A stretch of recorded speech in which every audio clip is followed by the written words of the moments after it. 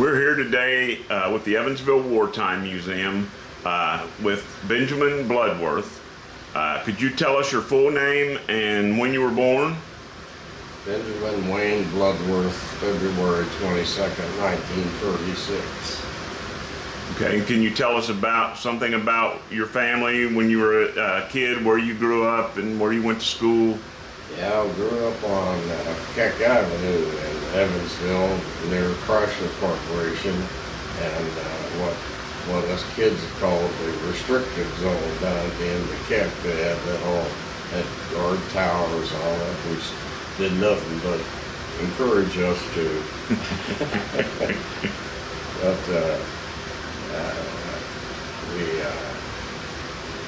Chrysler Corporation rehab tanks and things, and every once in a while there'd be one run down Keck Avenue. And so that's what got me interested. I followed World War II for most of my life. I was intrigued by it. So, do you remember, somebody told me that lived near there once that when they were a kid, that when they would run those tanks on the track, it would kick dust up and everything would get dusty in the neighborhoods. Do you remember anything like that? No, I don't remember that. But I do there. Well, the one I was talking about, it came down, actually down Keck Avenue, I guess going down to run these track. So they ran it right down the street. Yeah.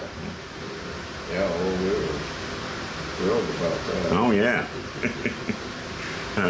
Do you ever remember seeing any of the P-47 planes flying over? Oh, yeah, yeah. And for a short period,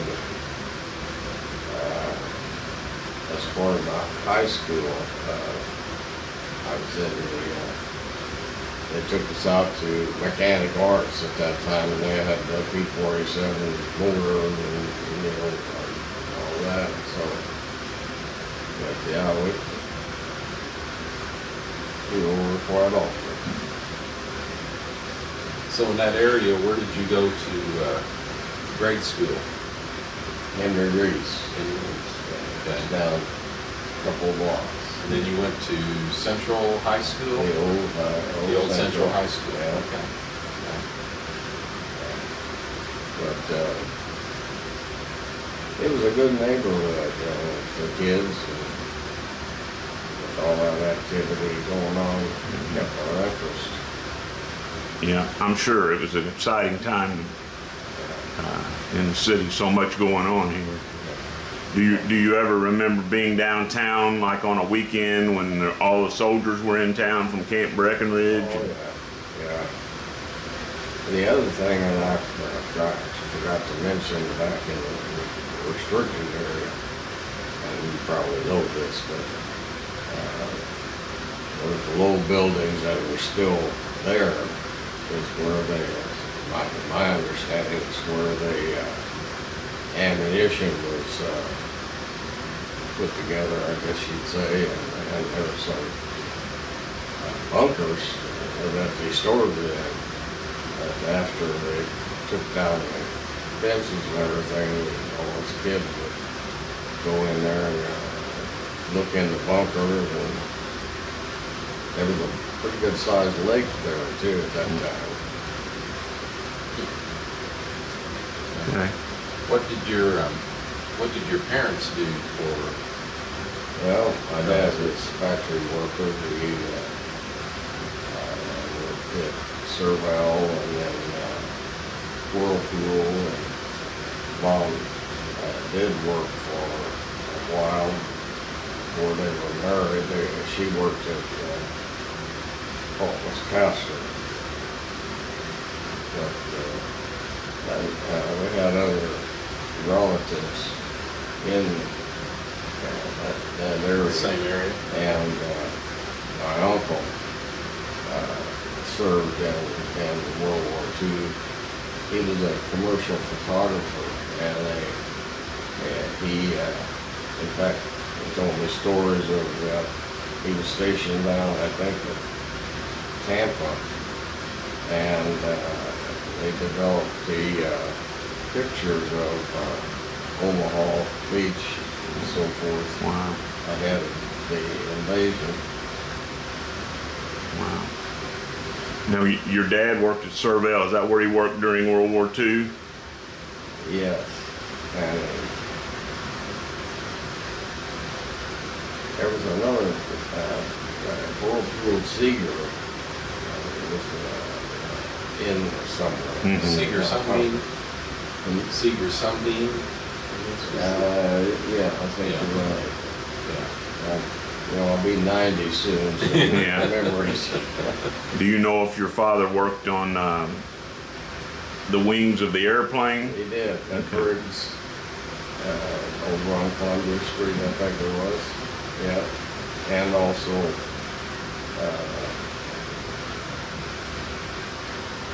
I guess that's about it. Cool. So, you graduated from Central High School, Yeah, and then what did you do after that? well, I attended some night college and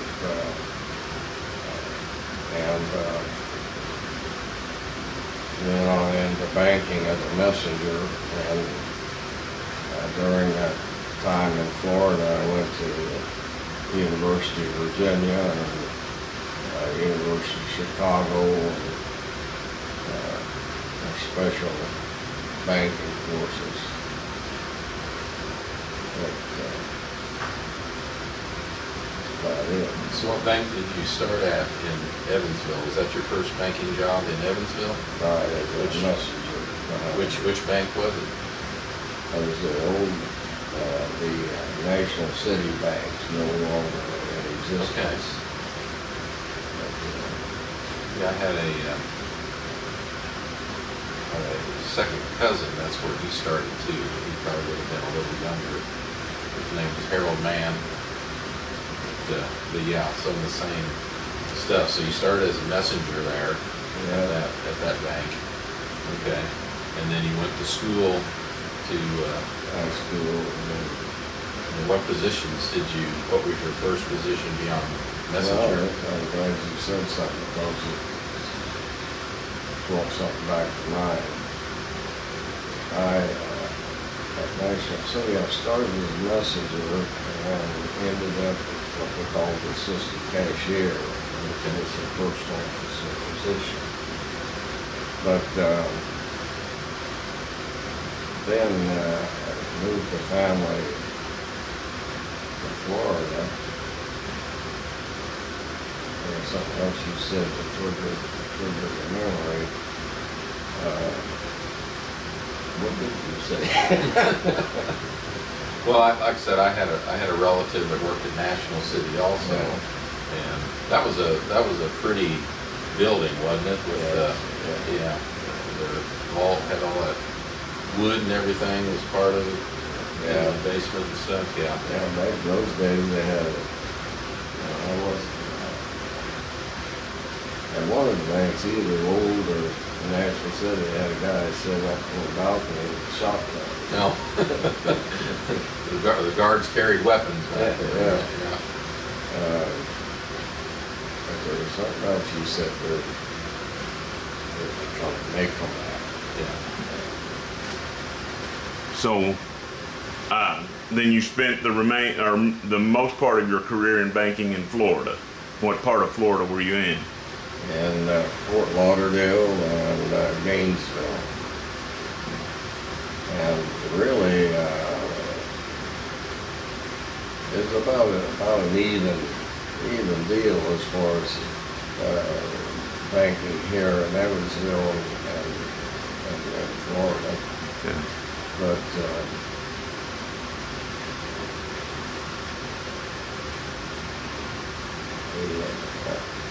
sorry.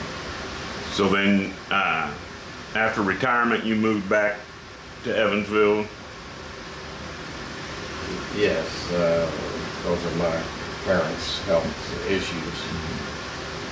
But, and it turned out to be a good move for me. It was necessary, but it turned out to be also a blessing from the standpoint of having time with them. What year was that? What year was it that you moved back to Florida? Yeah, you're gonna tax my memory there.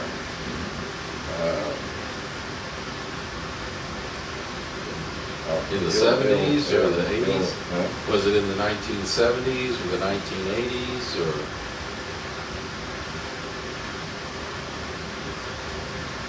Yeah, I'll have to think about that. Okay. I don't have a pencil and paper. Yeah, right. So is there anything else you'd like to tell us that we haven't touched on?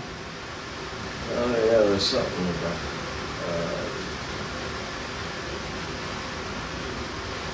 Can you talk a little bit about, living in the city down there during the war? Do you remember anything about things being rationed? being what? Being rationed? What kind of Yeah, things can you tell us about that? Mom, of course, took care of the ration books and so forth. And it was a time that on scrap drives, newspapers. And there was we lived on Keck, as I said, going that would be north. There wasn't any houses to speak of there, but there was a large barn. And somehow the owner gave permission for all the newspapers and things to be stored in that barn. I don't know what the military used it for. I mean, as far as the newspapers, but us kids would collect. And then the school had scrap drives where you fenced off an area out and you brought, throw it in on, they used to somehow have an effigy of Hitler or something. But the barn, they never could identify why, but it burned down, either by lightning or by kids sneaking in there to smoke cigarettes or something. It was full. What did they use newspapers for? Do you know? Well, I'm not sure what the military would have done with it. I know they were recycling paper to use in industry like they do today. Yeah. So to the north of where you live, that area was fairly open and sort of rural, right? So whenever, besides the Chrysler, the ammunition place that was more to the north, farther in that area was pretty, there wasn't a lot of houses or whatever. It was all... They, I don't know if this is right or not, they called it Ponderella. There was a couple of small ponds back in there. Us kids would go back. But the point that you mentioned, coming back to me, they built dormitory type housing for the war workers over in that area. Okay. And as I came home from school one day, one of them was on fire. And I think there was at least one person perished on the fire. But it was an active area with Chrysler and Did your family have a automobile during those years? Not during the war. Okay. Did a lot of walking and riding buses and things like that? Yeah, some of the healthy things, Yeah. Did you guys have a garden? Oh yeah. Most of the neighbors had gardens. And I remember had to flatten the toothpaste tubes to contribute to the, I don't know what they did with that either. The aluminum? Probably the aluminum in that. Yeah. Yeah. So what year did you graduate from high school? What year was that? I ended 53. 53.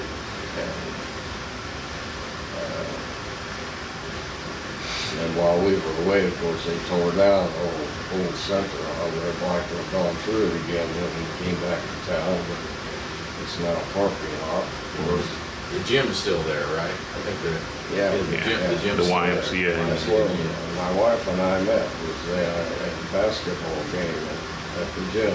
Okay. Yeah. Yeah. And we were married 70 years.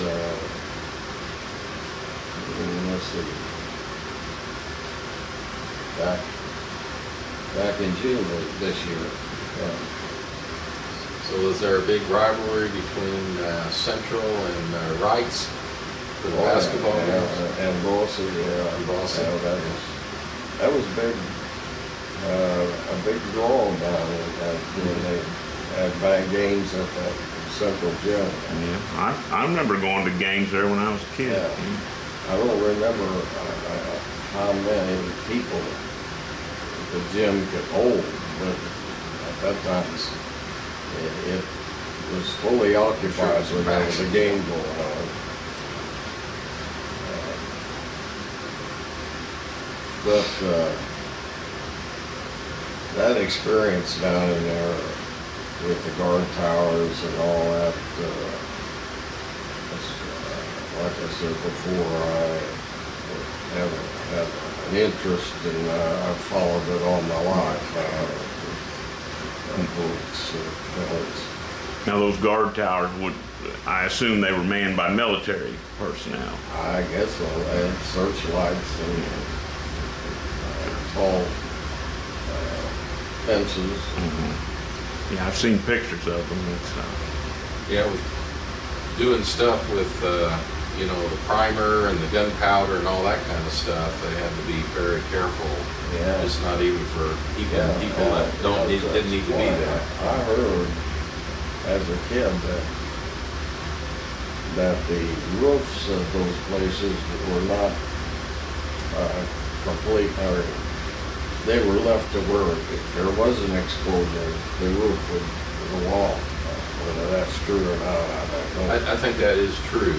When you look at, we have some photographs of the plant, and you could see those bins where the explosives and primer chemicals were stored. And they were designed to explode upwards, so if something went off, it would only do maybe one or two of them, not the whole mess. Yeah. Fortunately, nothing happened that I remember, but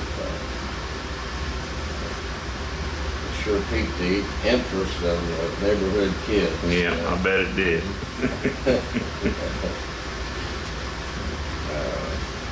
You remember any particular games and stuff that you would play with all the neighborhood kids that you do? Did those change during the war? You said you threw scrap at Tojo and Hitler's picture on the scrap yard. Anything else like that? No, but we did play war games as a kid. Had to decide who was who, and that was done by drawing either a straw or something. Okay. I didn't want to be a Jeff. Yeah, really proud, right? But Were you ever downtown or near the river when any of the LST ships were on the river? oh yeah, I've been on the ship. Yeah. And, I have an older daughter in Florida. I don't call them kids anymore. They're all above 60. So I'm trying to think of the guy that he died. He was an author here in town. Mike Wicker? Yeah. She worked closely with him, and they tried to generate interest in making a film. They had a lady that came down from New York, I think it was, to talk with them, and unfortunately, I think she died before it got, materialized. But Yeah, I've been through the LSD a couple of 3 times. Do you ever remember seeing one when you were a kid? Well, not fully. And, you know, you asked if we had a family car. We did it towards the end during the war. I forgot about that. My uncle sold my dad a car, and we'd take a drive and go past where they were doing all the ship work, welding and stuff, and it just lit up, you know, like day, and sparks and all that.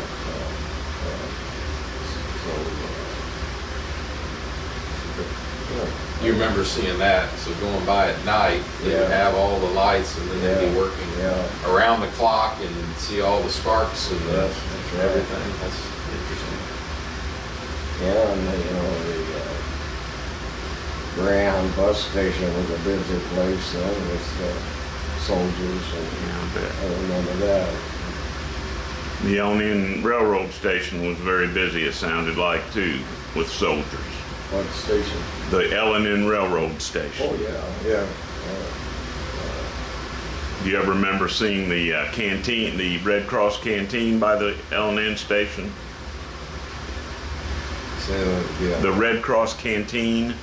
That was, Yeah, I don't recall seeing that. okay.